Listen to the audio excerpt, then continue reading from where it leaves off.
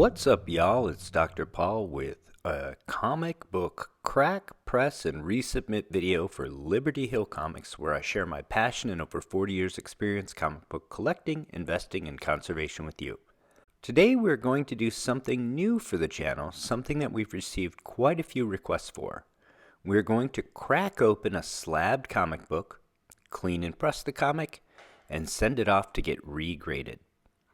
This process has become known as Comic Book CPR, an acronym for crack, press, and resubmit. Even though clean isn't in the acronym and is usually performed as part of the CPR, CPR is snappy and clever and it's stuck. So nearly everyone calls this process CPR and understands that it includes cleaning. Usually, comic book CPR is performed because it is believed the comic book in question has more potential than whatever grade it received. The best candidates have visible, pressable, and/or cleanable defects that are corroborated by grader's notes from the company that initially graded the comic book. Crack, clean, press, and resubmit can dramatically improve a comic book and in some cases dramatically increase the equity of a comic book. There are examples in which the value of a comic book has been increased by $10,000 or more from Comic Book CPR. Our CPR candidate is a modest book in the grand scheme of valuable comic books, but is a nice Marvel Silver Age key. Tales to Astonish number 44 in PGX 6.5 with off-white to white pages. I purchased this book in February of 2021 for $895 off of eBay plus shipping and taxes. To my door, that put my total costs at $976.64. And while that seems like a lot, it was at a significant discount to a CGC graded Tales to Astonish number 44 that sold the month before in 6.5 Universal, which at the time had a fair market value of $1,500 before shipping and taxes. A little aside on fair market value of Tales to Astonish number 44 and the discount the market places on a PGX slab relative to a CGC slab is probably in order because it will help inform why, when, and how a slab book warrants CPR. Firstly, Tales to Astonish number 44 is a pretty big key. It's the first appearance of the Winsome Wasp by Stan Lee and Jack Kirby and is early in the Marvel Age with a publication date of May 1963, before the introduction of Doctor Strange, the X-Men, the Avengers, and Daredevil. The Wasp was, of course, a founding member of the Avengers and was featured monthly for 2 years in Tales to Astonish, first with Ant-Man and then with Giant Man, and eventually would lead the Avengers as the first chairwoman of the team. This key book has a lot going for it. First appearance of a key character that has been featured prominently in the MCU, that character featured prominently on the dramatic classic cover, and the definitive creative team. Despite the importance of this comic book, there are only 1,145 universal copies of Tales to Astonish number 44 in the CGC census, about half that of Strange Tales number 110, the first appearance of Doctor Strange, which was published 1 month later, and he's not even on the cover.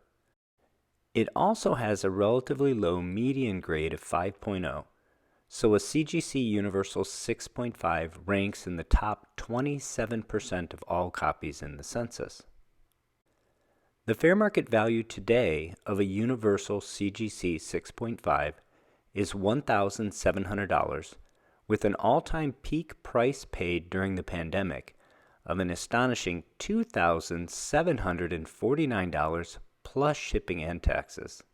PGX slabs sell at a discount to CGC slabs because, frankly, they have a reputation of making too many costly errors, like missing restoration, overgrading, and even not noticing entire missing pages. I was fully aware of this, so knew I was taking a calculated gamble in buying this slab. But this is the sort of gamble I think is generally worth a shot. because the potential payoff is significant and the downside is managed. At approximately $1,050 all in after what I paid for the book plus my upcoming CGC grading fees, I stand to gain a significant amount of equity in my collection if we can get a CGC Universal 6.5 out of this book. Of course, that's a big if, but there is also the possibility we can improve the book even more and get a higher grade from CGC, so there is the potential for a big payoff for our gamble, as well as the potential for a loss. As far as I know, PGX doesn't offer access to grader's notes, so we don't have those to use as a resource in our calculated gamble here.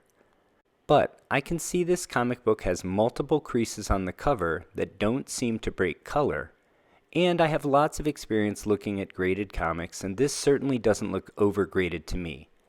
I'd place it in the 6 to 7.0 range once we're able to correct the pressable defects. So going in, I think I have a very good chance of keeping the 6.5 grade if we cross this comic book over to a CGC Universal slab. But I always try to calculate a downside risk. On this book, since I had high resolution scans, I thought the worst that could happen would be an entire missing page, which of course would be a near total loss. A missing page will net you a CGC 0.5, which has a fair market value of only $200 today. Still bad, but not a complete loss, would be if there was color touch or other restoration discovered by CGC but missed by PGX. A restored CGC 6.5 has a fair market value today of only $500. So, if you like to roll the dice, maybe Comic Book CPR is for you. I think we legitimately have potential financial outcomes for this endeavor that will represent anything from an 80% loss of equity to an 80% gain in equity. So, with that intro, so you understand the motivation to perform Comic Book CPR and some of the rationale that I use to make this call, let's get right into it.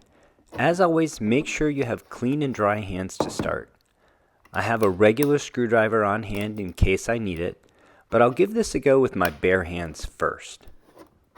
So what I like to do is just bend and twist the slab with my hands, and I'm looking to open up a crack between the top and bottom halves of the outer case.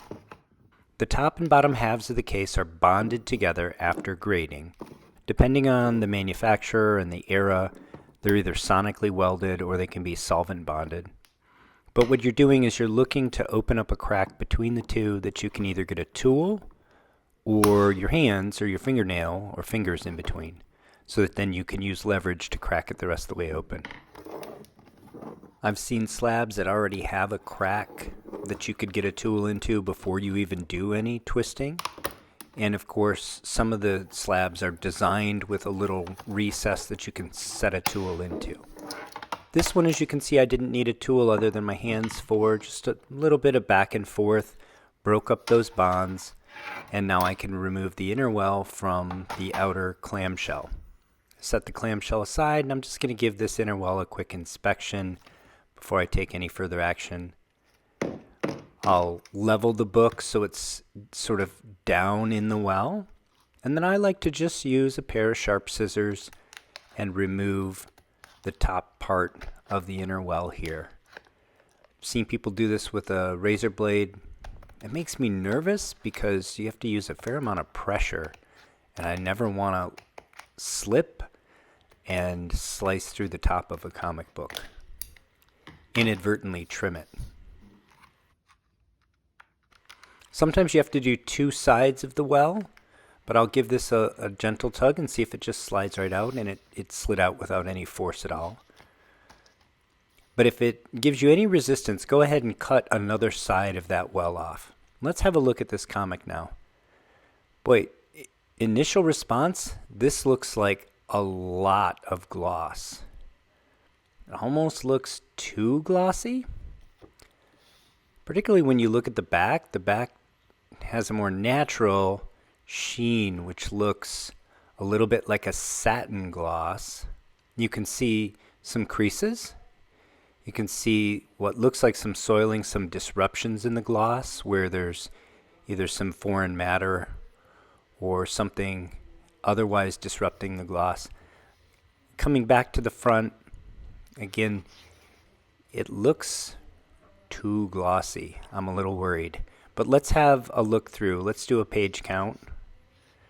So I'm looking at the bottom corner of the page, and I'm making sure every page of the story is there. And we get a chance to enjoy some Jack Kirby greatness as I do this. Janet Van Dyne had been around for a little while.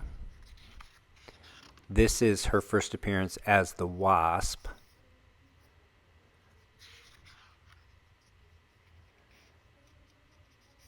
She's got a Ginchy outfit there, designed by Hank Pym somehow, even though she's the designer. Interior pages look great. I love the page quality. They're supple. We don't have a lot of tanning.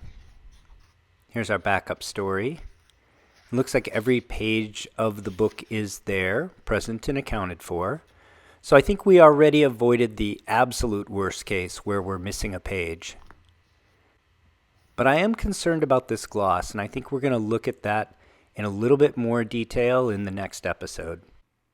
As regards our comic book CPR, I didn't see anything in my walkthrough that would indicate we need anything here other than a simple clean and press. So my plan is to dry clean this comic book, then put it in the humidity chamber and give it a standard Silver Age press. After that, it will go off to CGC for grading and encapsulation. I hope you enjoyed this video on the comic book crack, press, and resubmit of this little Silver Age gem. I am a little concerned about how glossy that front cover is. Next episode, we'll take a closer look at the cover when we do our dry cleaning. What do you think? Is that front cover just a little too glossy? Let me know in the comments below. If you enjoyed this video, please hit the like button and subscribe to the channel if you haven't already. Until next time, take care of one another.